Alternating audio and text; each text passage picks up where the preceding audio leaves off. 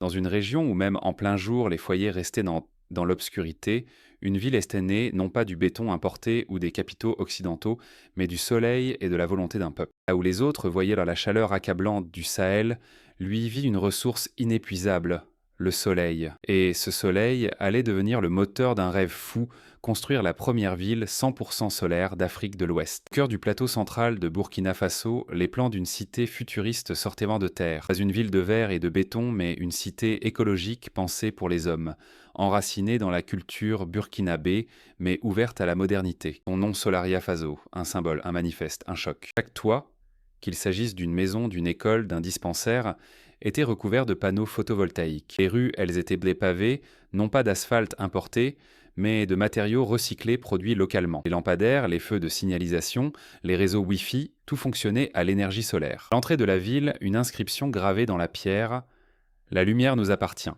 Solaria Faso, c'était une réponse à l'humiliation énergétique, car trop longtemps les pays d'Afrique avaient tard vécu dans l'ombre, dépendant du fuel du gaz importé des générateurs hors de prix. Désormais, Burkina Faso produisait sa propre électricité pour ses propres citoyens. Et plus encore, il formait une génération entière de techniciens solaires, d'ingénieurs en efficacité énergétique, de jeunes artisans capables d'installer, réparer, inventer. Il nous donne non seulement la lumière, mais la possibilité de la contrôler. Dans les régions rurales alentours, les foyers s'équipèrent de kits solaires simples distribués par les entreprises locales nées du projet. La nuit, les enfants pouvaient enfin étudier. Les femmes cuisinaient sans fumée. Les hôpitaux fonctionnaient sans coupure de courant. Une révolution douce, silencieuse, mais irrésistible. Burkina Faso venait de briser un autre joug, la dépendance énergétique. Et à travers la poussière rouge, un rêve se matérialisait.